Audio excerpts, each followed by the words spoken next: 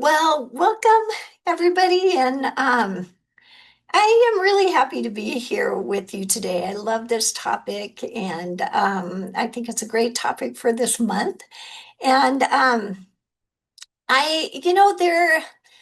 there is a wealth of information now that we have, and a wealth of research now about gratitude and the impact that gratitude has on optimism and the impact that it can have on depression and anxiety, loneliness, how it really can increase the strength of our relationships and our happiness.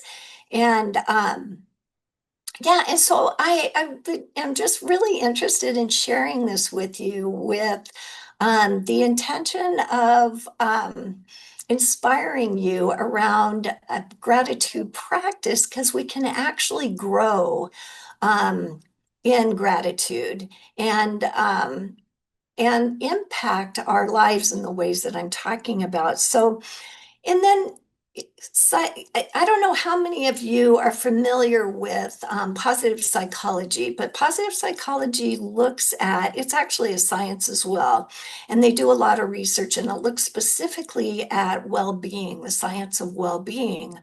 And in with positive psychology, they're really focusing on how gratitude is one of the things that increases optimism.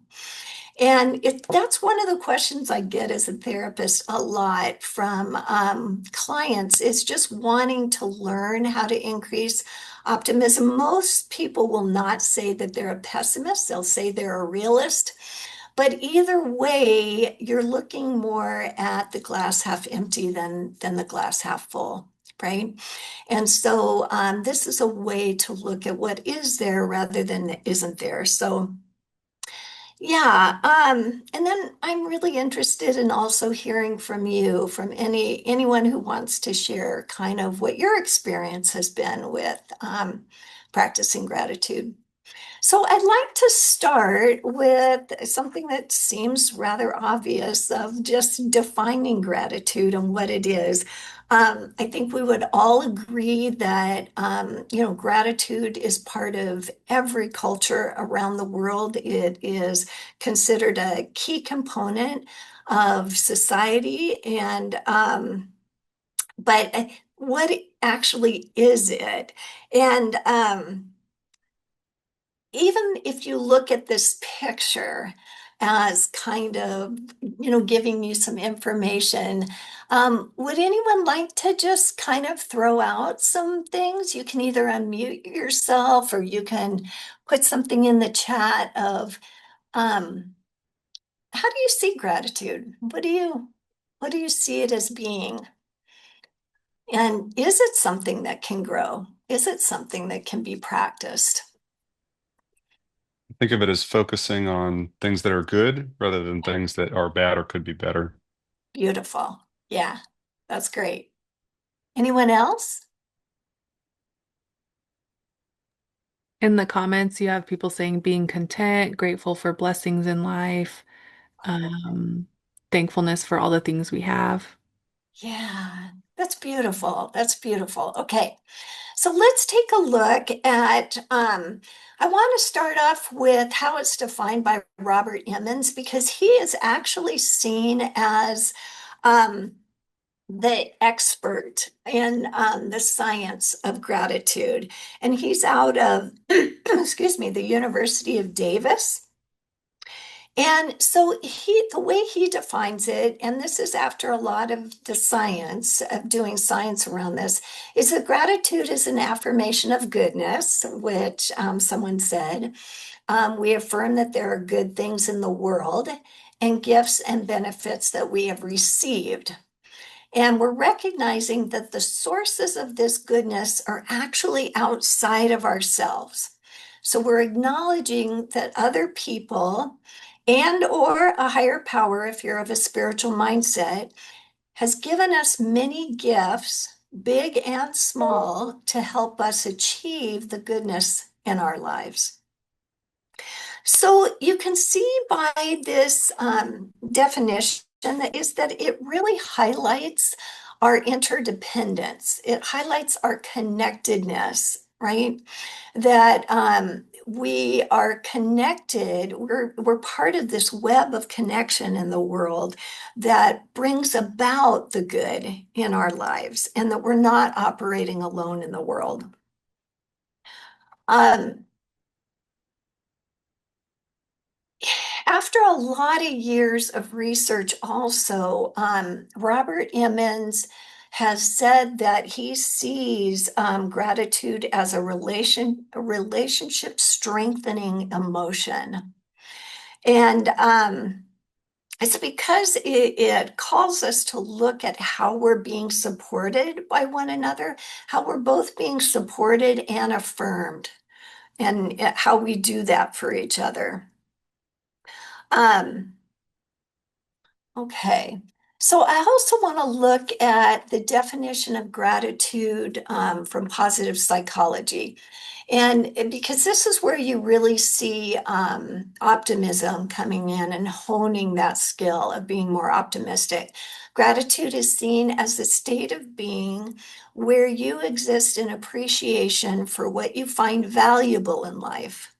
And increasingly, it's seen as a pattern of attention where you're making a conscious choice to focus on what is working over what isn't, which one of you said at the beginning too.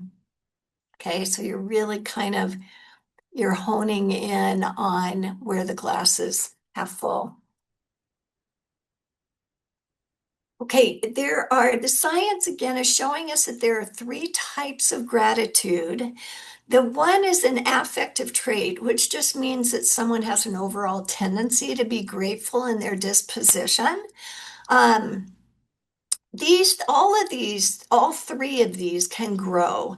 But I have a friend that's like this. I mean, I can't ever think of a time that I am with her and she walks away without saying how grateful she is for something about our connection. And it's just kind of a personality trait. It's just the way she is. Emotion felt directly after receiving something.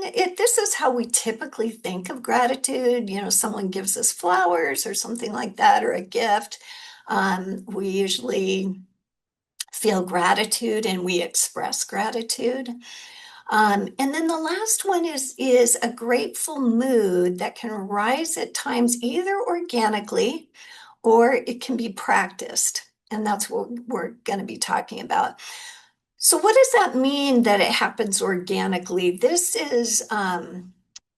usually has a component of awe to it, where you might step outside and it just kind of strikes you that you're surrounded by trees that are red and yellow and um, the orange, and there's kind of this, right? There's an element of awe and gratitude of, I'm just grateful to be a part of this and I feel a part of that. Yeah. Um, I'm wondering, has it been your experience that gratitude can grow? Anybody want to chime in on that?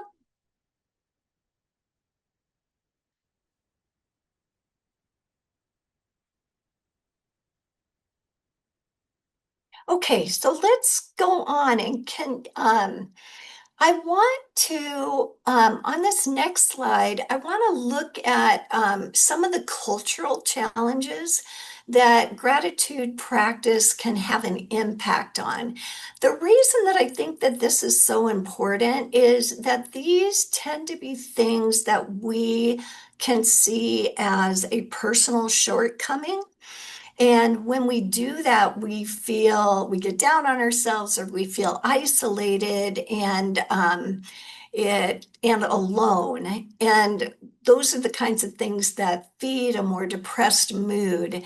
And so I just want to look at um, being time deprived and I would say we're all time deprived, and it typically will contribute to a hyper focus on task completion over connection.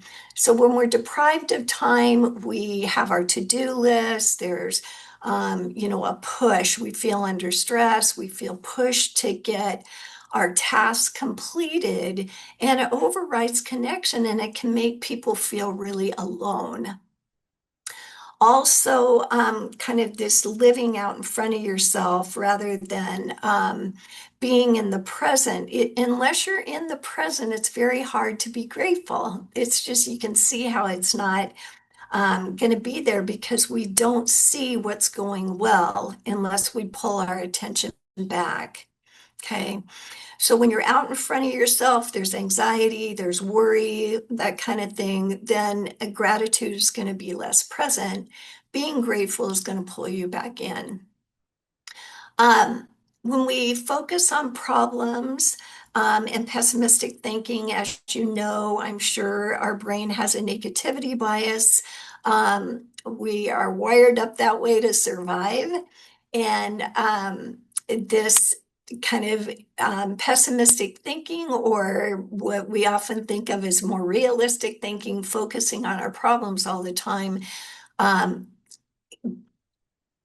causes us to feel without the ability to see what is actually there and going right for us. Anytime we're comparing ourselves to others, it draws our attention to what's not there, right? We're drawing our attention to what someone else has and what we don't have. So gratitude, again, can really help when people have a tendency to compare. And with social media, that tends to be a really common problem now.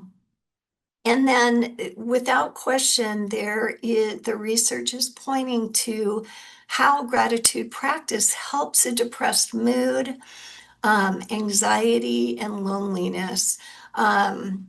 Which anxiety and loneliness often gets tied in with depression. And so I really want to look a little bit more closely with you at this because it really can have an impact. Um, if somebody has a major depressive episode, if they're feeling suicidal, that kind of thing, they're going to need an extensive treatment plan and to be working with somebody very carefully. Um, and gratitude as one piece can actually be helpful. What we're talking about here is more of a depressed mood that everybody experiences. Sometimes you'll have days of feeling depressed. We tend to get depressed when we feel stuck in our lives in some way. And gratitude, we know now, can really help with this. Um, it hones the skill of seeing what is good in your life. It helps you see who is there that's contributing to the good being possible. So it impacts isolation and loneliness. These are a key component of depression is that people get over involved in their internal world, in their internal life. And so when we practice gratitude, it pulls us out into that web of connection and really can impact those feelings of isolation and loneliness. Seeing how life is supporting you and that web of connection. So, I just want to throw out to you if anyone has experience that they want to share about kind of the impact that gratitude has had on a blue mood. Yeah. Does anybody have anything they'd like to share around that? And you don't have to, but I'd just like to, yeah, to kind of put that out there and see if there's any, yeah, experience you've had with that. We'll give it a sec because last time when you asked the question, Oh, they were a okay. little delayed because I think they were typing. So, Yeah, yeah, yeah, no problem.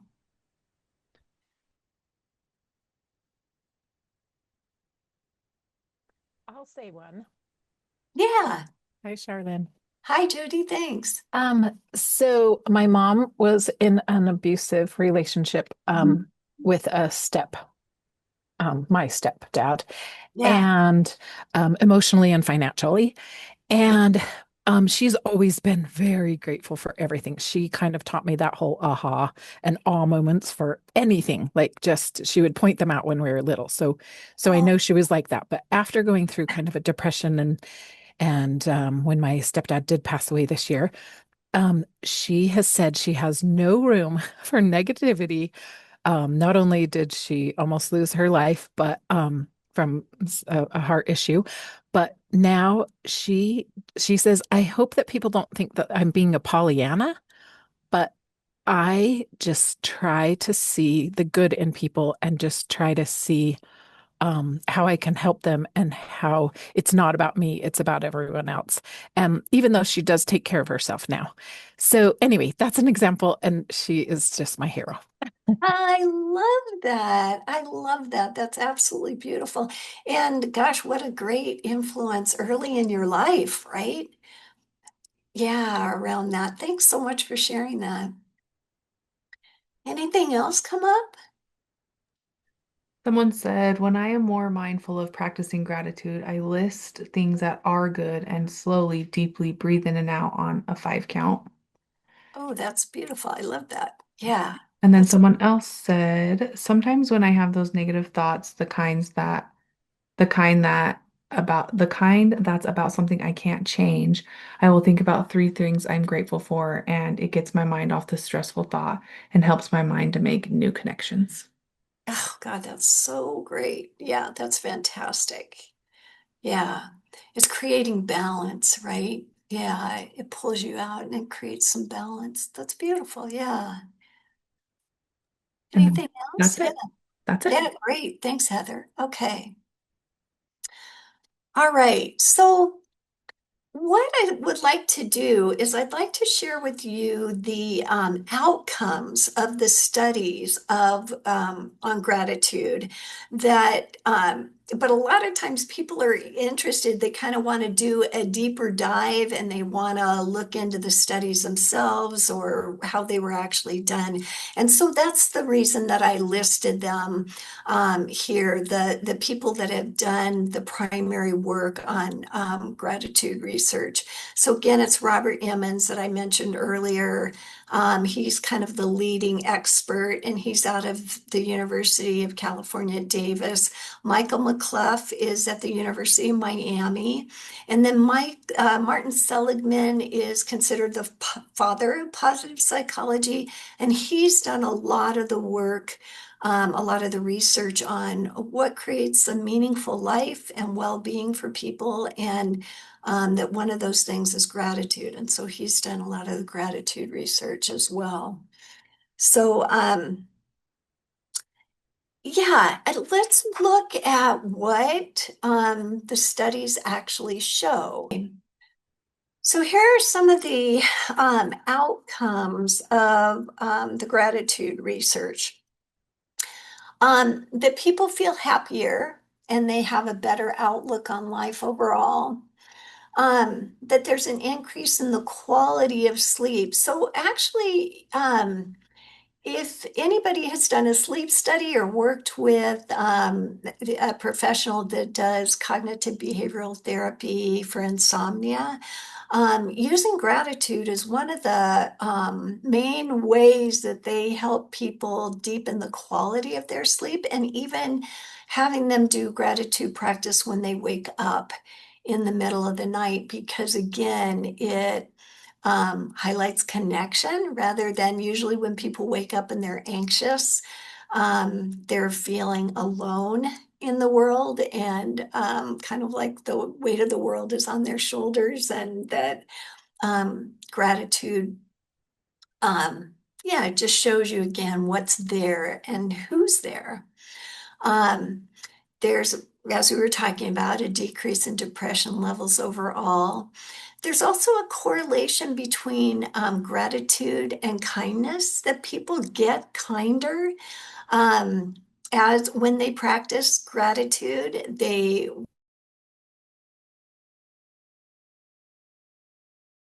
to be more giving and generous themselves. Um, there's a direct effect on the brain in terms of dopamine, that there's an increase in dopamine. A decrease in pain, which is interesting because, again, it's helping people, kind of like what someone said before, of being able to shift over to looking at what is there and what is actually going well, because pain is just, it's pulling our attention um, just to it only. And then a continued rise in happiness levels overall. Hey, and then one more. It focuses attention on others and away from meeting needs through materialism. So again, it's just we're focusing on meeting our needs through others and how that is happening. I said the environment begins to look more benevolent. And because of that, we tend to make it that way and help others. Um, Less aggressive feelings if provoked. Gratitude can have a real impact on our primary relationships when we're thinking about and including our most intimate partnerships in our gratitude on a daily basis. People just, they tend to argue less, they tend to be less aggressive because they're seeing the good in the partnership.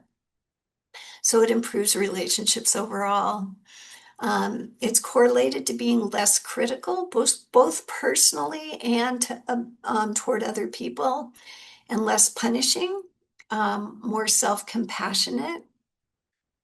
And then it has an effect on better overall health.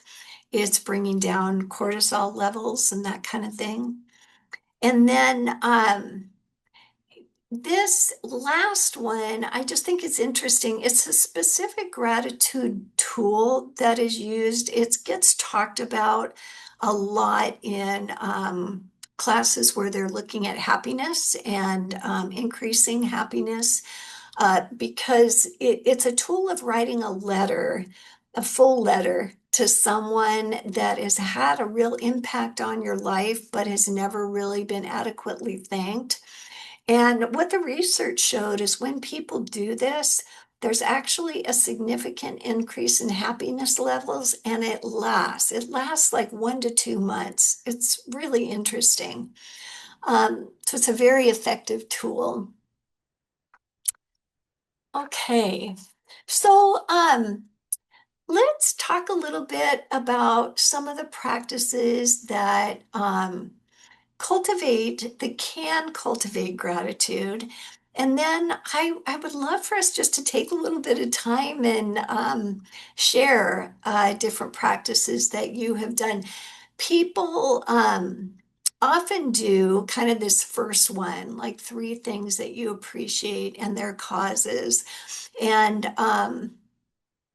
it doesn't always have to be a person. You might appreciate your new car, and maybe the cause is because you feel really safe in it, and it's now you have a reliable car or that kind of thing. But then you can drop it down deeper and look at who else is there in that appreciation that helped you get the car or provided you with advice or different things like that. But that's that first one is kind of the most kind of classic way I think we think of doing gratitudes, maybe in the morning or that kind of thing. Another one is being thankful for what has been hard for you and saying why. So it's kind of combing over. You can do this for things that have been hard recently in your life, but you can also look at what has been really difficult for me, what have been the big challenges I've faced.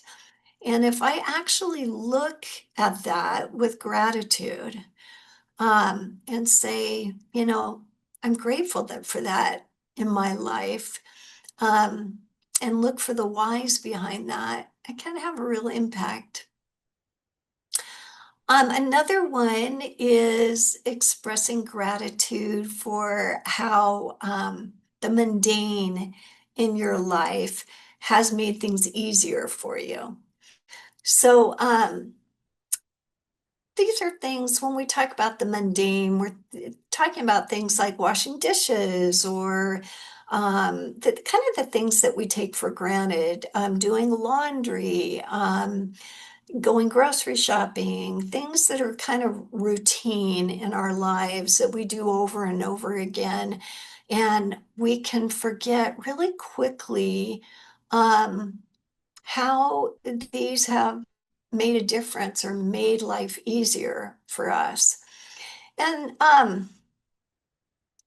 let's do one more, and then I'd like to pause with you and see if there are any, if you guys have any examples of any of these or other ones, and then we'll go on. But this other one is looking up, and so we tend to look down a lot at our phones, right? Even when we're transitioning, walking to the car, you're in an elevator, things like that, we're looking down a lot. And this one is just about looking up and connecting with what's going on around us.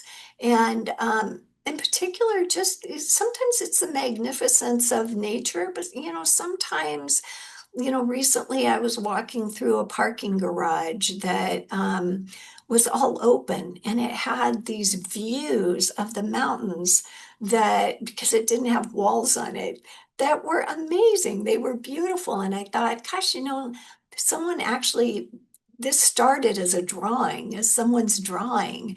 And look what it is. And I would never think even to notice that. Usually you get out of your car in a parking garage and you're thinking about where you're going next. But it's just sometimes taking time to look up, right? And to see what's around you.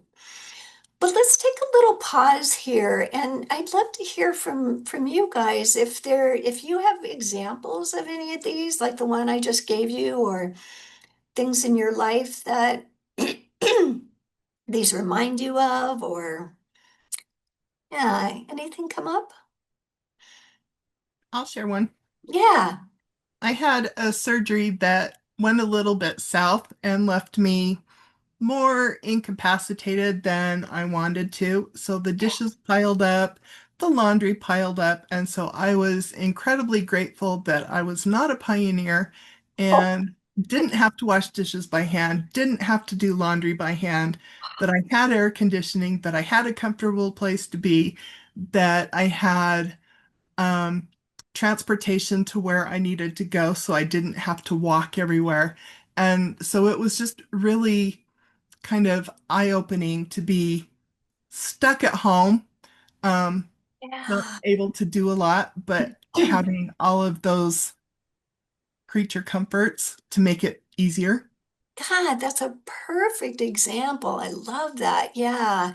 Of things that we take for granted, right? Kind of the mundane things that we take for granted. And I loved what you said about not being a pioneer. Person that, yeah, that their lives are so much harder than ours, right? Yeah, that's a great one. Anybody else? I had a couple or one in the chat. Someone asked if they said, are we encouraged to unmute and participate in sharing or just submit our thoughts on the chat? Either way is fine. It's whatever you want to do. We're good with either one. Yeah, thanks, Heather. And then, Okay. oh yeah, go for it. Go for it. Okay, thanks for answering my question. Yeah, I just wanted to kind of comment and harp on what how do I pronounce your name? Charlotte or Shar is fine. Shar was Yeah. talking about.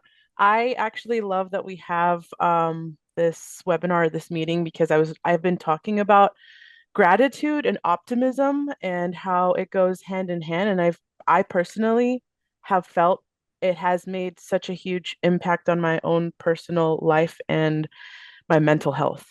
Um, Yeah.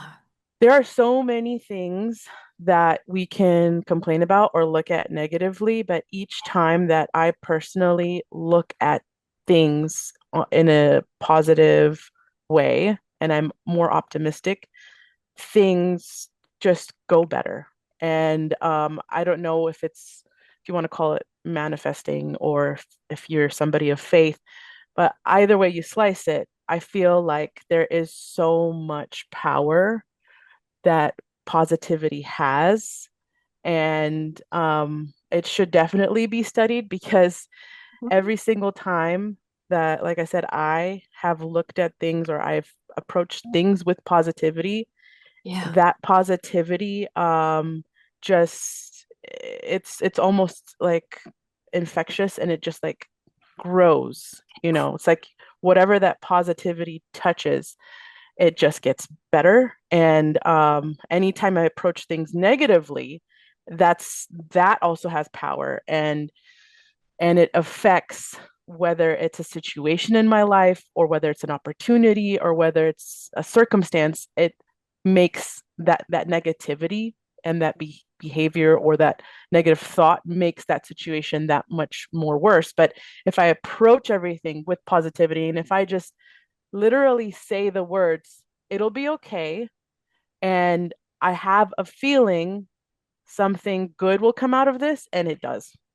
I don't know. I don't know. I'm not a professional, but I do believe in that power of being grateful and of being positive and optimistic. That's all I wanted to say. Thank you for sharing that. That's wonderful. Yeah, that's really rich. Thank you for sharing. Um, yeah, and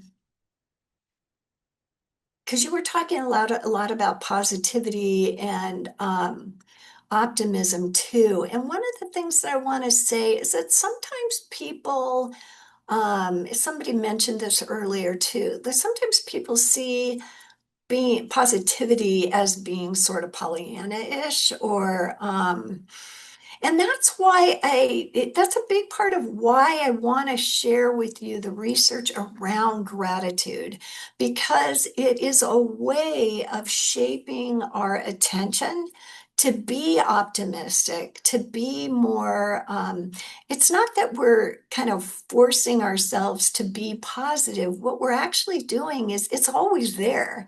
We're just honing our attention and our perception. We're paying attention to what is going right, and things are always going right. Things can not be there too. We have a tendency, like I said, to have a negativity bias anyway. So we tend to look at what do I want to, how do I want to be doing things differently, or what problem do I want to be working on? And this really hones our attention so we naturally become more positive and more optimistic with these kinds of practices. So, yeah, thank you so much for sharing that. And I think you're absolutely right. There's no question that it grows. What we give our attention to grows. We see it more and more. If you're doing a gratitude practice, I guarantee you that you'll begin to even notice more what is going right. So, We had a couple more come in if you yeah, want. please, that'd be great. I'd love to do that. Yeah, so one of them said, when I'm having a really tough time, I write it down in a journal. I get all the negative thoughts out and then I write about solutions I can do. I like to finish up with positive things that are going on so that my end thoughts are on a positive note. It helps me see things differently when I write it out.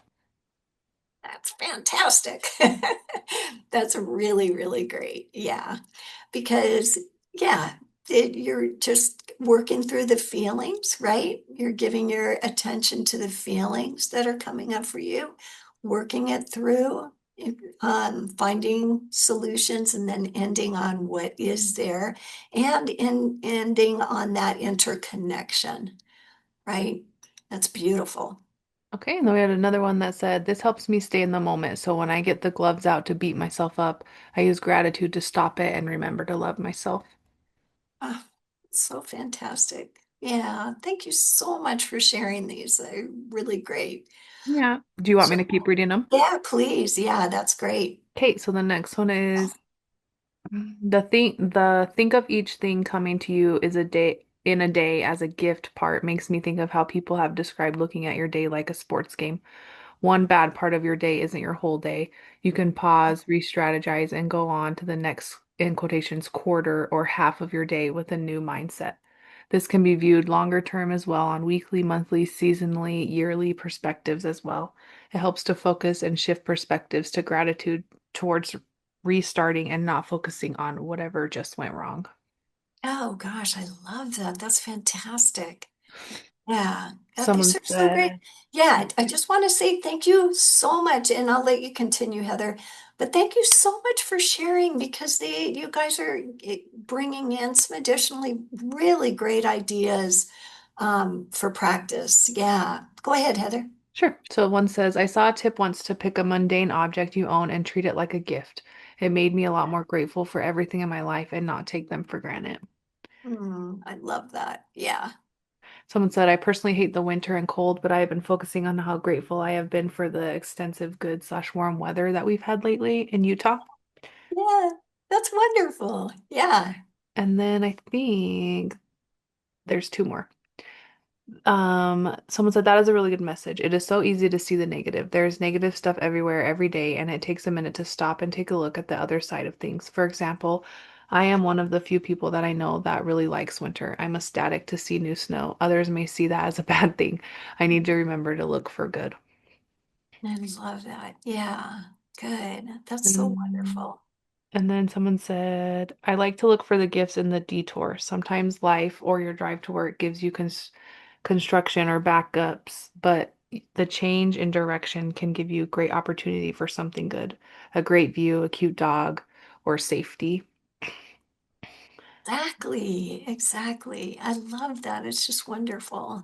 Yeah, you guys, yeah, you're using the word gift a lot. And yeah, I actually think this one about thinking about each thing coming to you in a day as a gift, that can just be a day practice. It's like, okay, I'm gonna um, go through my day looking at this. And this has been one of my favorite practices. And just, looking at the shake I had in the morning as a gift that I even have the opportunity that I can afford the groceries that go into my shake in the morning, right? And yeah, that I get in my car and I go to work, and just each thing being a gift that I step into recently, a new office that is calming to me and beautiful. And yeah, just seeing. And when something happens, like somebody walks past me in the hallway and I say good morning to them and they say nothing back to me, if I look at that as a gift, maybe I can see it as an opportunity to just allow a person to be wherever they are, and that I can let go of that and move on. And yeah, what good can I take out of any situation that comes during the day that might be challenging to me too? So let's kind of go through these others, and then I'd like to hear some more from you all. So, spending 5 minutes, I really love this one too because we never do it. Spending 5 minutes with your hand on your heart, appreciating your hard work and how it is being supported by others. So, when the research shows, we have research that shows when you put your hand like this on your chest, that it calms the nervous system. And it's an acknowledgement, right? It's acknowledgement of yourself. So take a minute just to do that. And you can feel it's like an acknowledgement. We rarely just take a minute to acknowledge our own hard work and appreciating the hard work that we do. And all of us do hard work. You don't get through this life without hard work. Yeah, and just appreciating that in yourself. And then maybe how that's being supported by life, you know? How is that hard work being supported? Another one is journaling the people that you are grateful for and why, rather than naming objects. Okay, so that can just be, I'm going to name 3 to 5 people that I'm grateful for today. I really like to encourage people to have one of those be, when you do a practice like this, to be your primary partner, your spouse, or your a partner, or maybe a close friend, or a relative. Um, because when we do that on a regular basis, we start to see things that we take for granted. We so tend to take our primary relationships for granted. But as soon as you name it, like, oh, I appreciate so and so because of this today, that you're more likely to share it when you do that, and it just softens your heart. Yeah, and it makes you more open to the person. Choosing one thing you're grateful for and asking yourself, this is a great practice. Who else is here in my having this gift? I really like this one too. This is just taking one thing. So I take one thing that I'm grateful for, like maybe a skill that I have at work. And I ask myself, who else is here in this skill? So maybe my bachelor's program is there. Am I having this gift, right? And this skill, and these particular professors that I had, or a grandparent that gave me money that made it possible for me to even go to school. Um, Maybe a sibling that took care of my parent while I was going to school and made it possible for me to learn how to do this skill. This particular practice really helps you to see the web of connection. And then this last one, what are the things and people you are grateful for that have come about as a direct result of the difficulties in your life? So we talked a little bit about that on that second one of what's been hard for you, but this goes really right to really those core challenges, those core difficulties in your life, and how they have shaped you and changed you in a way that you might really be grateful for today. So again, I just kind of like to open it up. I'm wondering if you've tried any of these in your own way, or maybe they're kind of triggering other practices that you have done um, that you'd like to share.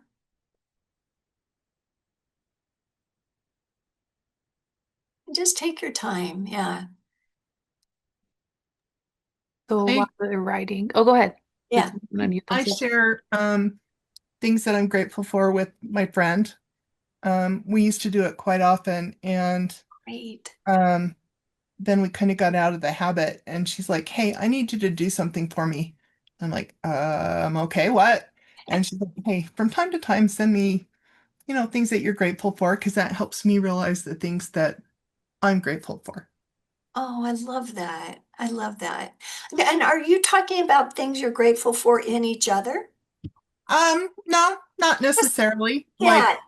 Like the other day it was like we got to see the Northern Lights, and so that was so cool and so exciting to me. So Oh, that was fun to share. Or, I a love sunset, or one of her kids did this. So it can be anything. And it's fantastic. a way to stay connected. Fantastic. I think that is just so great. Yeah, and lots of people do gratitude practice together and share them. So I'm really glad you brought that up. People will do, 3 or 5 gratitudes and email them to each other in the morning, right? Yeah, or I'm so glad you brought that up. That's wonderful. I love it. Okay, we have someone that said, I have 4 kids, ages 20 to 8, Ever since they have been little, whenever we sit at the dinner table, we eat, we go around in a circle and all say one thing we are grateful for. On their birthdays, everyone at the party tells the birthday person one thing they are grateful for about the birthday person. Teenagers just roll their eyes when it's time to do a gratitude circle, but maybe one day they will look back and it's a good thing.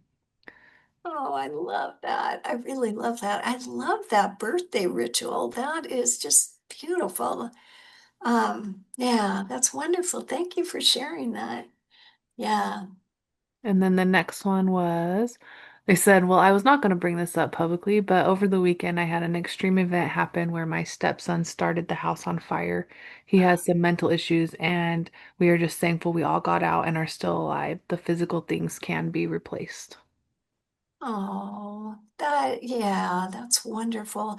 I, I mean, what stands out to me about what you shared is that you're sharing what's truly important, right? This hardship really brought into the foreground what you value most and what's truly important to you.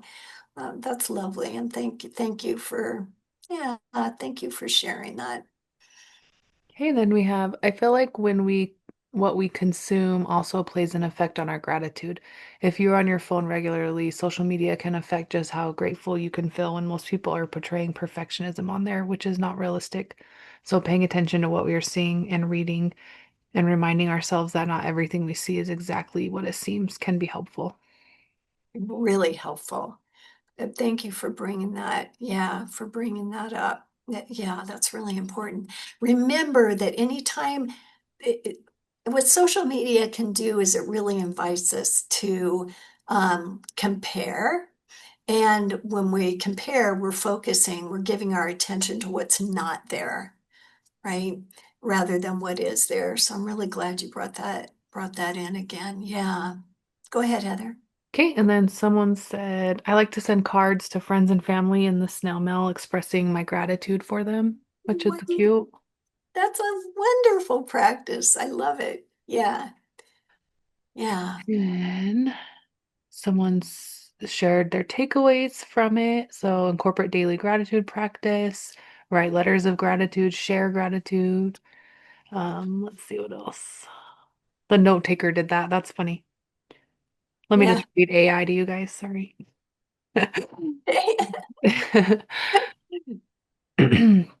Sorry, I'm gonna keep looking. My comments like jump to the top.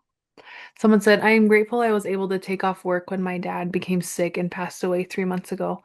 My job was able to give me time. I was with him the day he died, and a few days before I had a last conversation. Oh, that's beautiful. Yeah. Yeah. And Really then someone asked a question, how do we balance gratitude for the positive with setting boundaries to keeping negative things and or people out of our lives?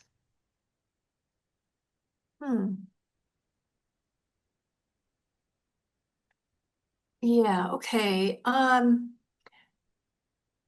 That's interesting because I um I kind of see them as two separate things. It doesn't mean that they need to be two separate things, but yeah, I mean, boundaries. So I'm imagining that you're asking about gratitude for particular people, maybe while also trying to set boundaries with them. Would that be right?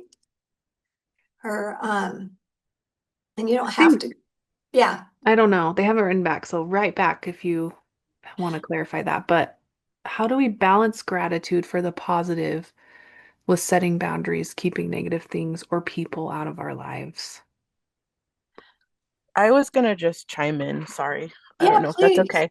But I think what the Brett was just trying to ask, and you can correct me if I'm wrong, is if you are somebody that's trying to be more grateful and you're trying to be more optimistic and positive, how can you specifically set boundaries to keep away from negative things and or people because it's directly, I guess, affecting you with doing exactly that practice of being more positive, if I'm right. Um, Mhm. I actually experienced something similar. Uh, And not to get too into personal details, I'm somebody that has struggled with boundaries, and it actually does have an effect on me being my positive, mostly leaning towards optimistic and grateful self. And Yeah. I noticed that thankfully through therapy and also talking to friends and bringing in those tools, your therapist and your community, and like talking through things helps out a lot, because sometimes we can live in our head. And if you're somebody that is very empathetic and compassionate, it can be hard to set boundaries, specifically Mm. towards people that you feel can kind of push your boundaries. So, kind of choosing yourself and doing it in a way where you're honoring yourself and also very lovingly and respectfully, clarifying those boundaries with the people that you care about or people that you just feel like you need to set that boundary with can be so impactful and helpful. And I wish you the best, Brett. I hope you find a way to do that for yourself so that you can continue to cultivate gratitude. I don't know if that was helpful or not, but that's what I did and it helped me. No, thank you. I think that's a wonderful answer to that question. Yeah. And he And clarified too. He said, if we only see the positive, then we may not notice the things that are causing the problems. yeah, you know, I don't, like I said, we have a tendency, we have naturally a negativity bias. We naturally look for problems because it's part of our survival, wiring. Um, so people tend to need to work on developing, and I wouldn't think of it as, I think of it more, again, more as developing gratitude, rather gratitude for what actually is there, not just trying to lean toward the positive. So if you practice gratitude, what happens is you begin to see, because all of life holds both positive and negative. It's not one or the other, right? And so, but what gratitude practice does is it begins to shape our attention to focusing where on what is there, what it's the glass half full, what, right? What's actually there that's happening. Um, and if we're grateful for it, it usually is positive, right? And so we're not trying, the positivity language can get confusing because it can feel like I'm trying to hold something out. I'm trying to hold out the negative. And that might be where the boundary piece is coming in. We're actually not trying to hold anything out. Life can be really hard sometimes. But what we're doing is we're honing our attention toward noticing what is there that we're grateful for, and or what the positive things are that can come out of hardship, right? And it highlights our connection, that we're not isolated and alone in the world. We're not doing it all by ourselves. And it highlights a more kind of optimistic way of seeing. It's a skill, right? Of seeing. We're seeing what is there. I don't know if that helps. Just, yeah.